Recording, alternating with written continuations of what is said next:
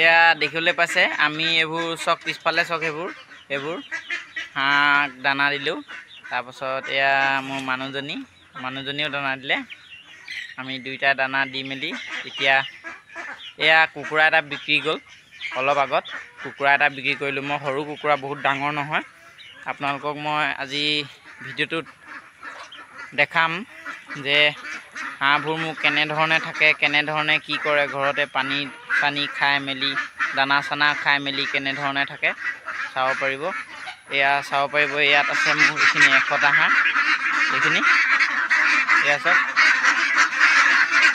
হাঁহখিনি। আজি গোটেই ভিডিঅ'টোত দেখাম মই, মোৰ হাঁহখিনি দেখাম। বাকী আৰু এইফালে চাব পাৰিছে, এয়া হাঁহ খেদি আনি আছে। আৰু মোৰ য'তে ত'তে হাঁহবোৰ চৰি থাকে, যিহেতু মোৰ এতিয়াও বৰ্তমান মোৰ 200মান হাঁহ আছে, য'তে ত'তে চৰি থাকে। বাকী এইফালেও কেইটামান আছে, কুকুৰা খেদিলৈ ফুৰিছে। কুকুৰা ডাকোৱা কুকুৰা এটাই বাকী সৰু সৰু যোনকেইটা মোৰ ডাকোৱা কুকুৰা সেইকেইটাক মাৰিব খুজিছে। আজি এই ভিডিঅ'টোত দেখাম, বৰ বিশেষ নেদেখাওঁ। আজি মই হাঁহবোৰ কেনেকৈ থাকে, কেনেকৈ পানী খাইছে, কেনেকৈ দানা দিছোঁ, সেইবোৰকে দেখাম এই ভিডিঅ'টোত। বেলেগ একো নেদেখাওঁ বিশেষ। এইবোৰ চাব পাৰিছে, এইবোৰ চব এইফালে আছে সেইখিনি। এইফালে মই দেখাই দিছোঁ, এইফালে চব এইখিনি।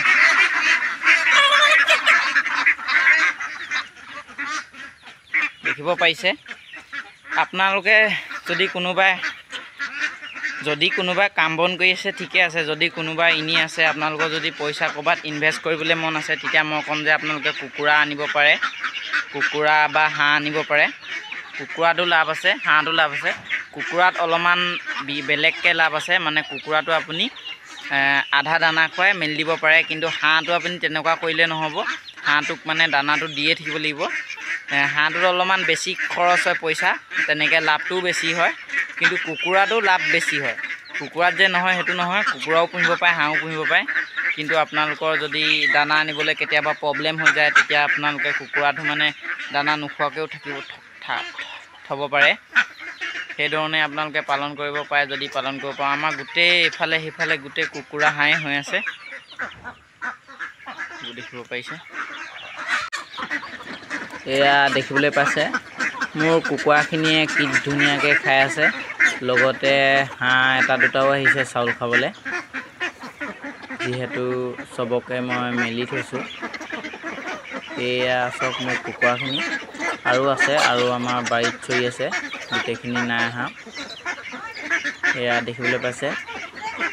মই আপোনালোকক ইয়াতে এইখিনিতে ক'ব বিচাৰোঁ, 100 কুকুৰা আৰু যদি 100 হাঁহ পালন কৰে আপোনালোকে, তেতিয়া আপোনালোকৰ কুকুৰা যদি দানা খুৱাই 100 কুকুৰাক ডাঙৰ কৰিবলৈ আপোনালোকৰ মেক্সিমাম 3 মাহ লাগিব 1 কেজি ৱেট আনিবলৈ।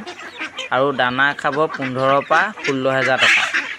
তাৰপিছত হাঁহ যদি আপোনালোকে পোহে 100, তেতিয়া হাঁহ আপোনালোকৰ দানা খাব 20,000 পৰা 22,000 টকা 100 হাঁহে দানা খাব। তাৰপিছত 3 মাহতে, তাৰপিছত আপোনালোকে বিকিলে মানে এটা হাঁহত যদি 400কেও বিকে, 100টা হাঁহত আপোনালোকে 40,000 টকা পাব। তাৰপিছত কুকুৰাখিনি কথালৈ যাওঁ। এতিয়া কুকুৰাখিনি যদি আপোনালোকে এটা কুকুৰ 1 কেজি হৈ যাব আপোনালোকৰ 15,000 16,000 দানা খালে, তেতিয়া আপোনালোকে যদি 100টা কুকুৰা যদি বিকে, তেতিয়াহ'লে আপোনালোকে টোটেল পাব 350কৈ কেজি ধৰি দিছোঁ।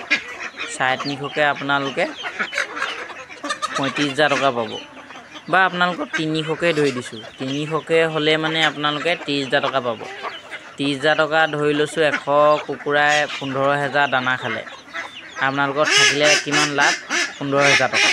তাৰপাছত ধৰি দিছোঁ, নহ'লে বা আপোনালোকৰ 16,000 দানা খালে, 16,000 দানা খালে তেতিয়া আপোনালোকৰ কিমান থাকিলে প্ৰফিটটো? 14,000 টকা 3 মাহত। বা আপোনালোকে যদি হাঁহ পালন কৰে, হাঁহত ধৰি দিছোঁ আপোনালোকৰ 40,000 টকা আপোনালোকে পালে, এটাত 400কৈ 100টা হাঁহত 40,000, 20,000 টকা দানা খালে ধৰিছোঁ, আপোনালোকৰ 20,000 টকা 3 মাহত প্ৰফিট পালে। তেতিয়াহ'লে আপোনালোকৰ কুকুৰাৰ পৰা পালে, আপোনালোকে 100 কুকুৰাৰ পৰা লাভ পালে 15,000, তাৰ পাছত আপোনালোকে হাঁহৰ পৰা লাভ পালে আপোনালোকে 20,000 টোটেল কিমান হ'ল আপোনালোকৰ 35,000 আপোনালোকৰ 3 মাহত 35,000 টকা ইনকম আহি গ'ল তেনেকৈ চাবলৈ গ'লে আপোনালোকৰ 1 মাহত আপোনালোকৰ 10,000 ওপৰত দৰমহা বহিলে আপোনালোকৰ মানে 11,000তকৈ ওপৰত দৰমহা বহিছে 10,000টো বাদেই দিয়ক আৰু যদি আপোনালোকে অকল 100 কুকুৰা আৰু 100 হাঁহ পালন কৰিয়ে আপোনালোকে এমাহত 11,000 ওপৰত ইনকম কৰিব পাৰে আৰু যদি আপোনালোকে সৰহকৈ পুহিম বুলি ভাবিছে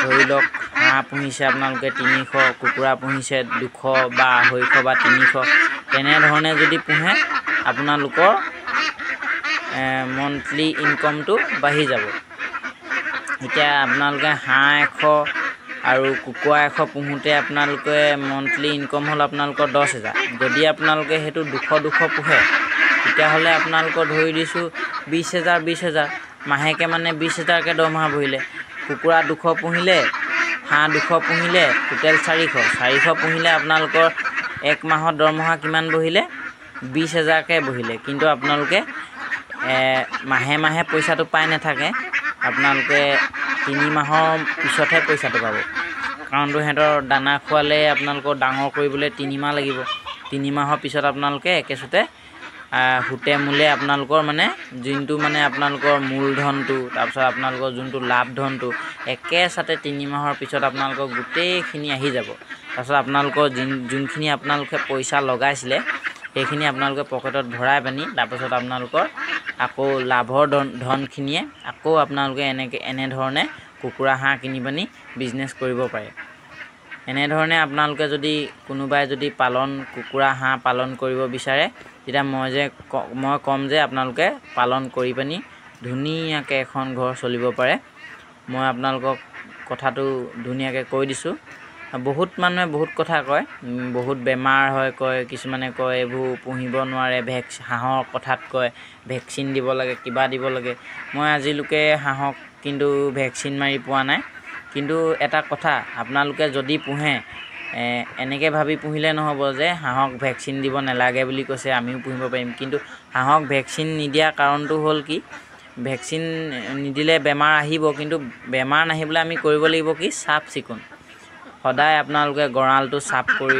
মানে গঁৰালটো এদিনৰ মূৰে চাফ কৰিব তাৰপাছত B904 স্প্ৰে মাৰিব চূণ ঢালিব চূণ মানে ছিটিয়াব এনেকৈ গুড়ি কৰি পানি ছিটিয়াব বা পানীৰ লগত মিলাই ছিটিয়াব তেনেকৈ ছিটিয়াই মেলি চফা কৰিব সিহঁতি থকা জেগাটোকো তাৰপিছত সদায় হাঁহ পুহিলে মানে যদি বেমাৰ আজাৰ আপোনালোকৰ মানে হাঁহবোৰ চফাকৈ থ'ব লাগে মানে সিহঁতি খাই পানি যেতিয়া বোকা লাগে বা বৰষুণ দিলে বোকা লাগে সিহঁতক সদায় গা ধুবলৈ জেগা এটুকা লাগে পুখুৰী নহ'লে বা এটা খাল বৰ বিশেষ ডাঙৰ মই যে কোৱা নাই আপোনালোকক পুখুৰীয়ে লাগিব বুলি সৰুকৈ আপোনালোকে 5 ফুট দীঘল তাৰপাছত 3 ফুট বহল এনেকুৱা এটা খাল খানি দিলেও হৈ যাব আপোনালোকৰ আৰু 3 ফুটমান দ এনেকৈ যদিও এটা খাল খানি দিয়ে তাত যদি পানী ভৰাই দিয়ে সেনেকৈও গা ধুলেও হ'ব সিহঁতি আপোনালোকে মুঠতে চাফ চিকুণ কৰি ৰাখিব আৰু এণ্টিবায়'টিক ইউজ কৰিব লাগিব এণ্টিবায়'টিক একদম সৰুৰ পৰা দুদিনৰ পৰা ইউজ কৰিব 2 দিন যেতিয়া বয়স হ'ব সেইদিনাখনৰ পৰা ইউজ কৰিব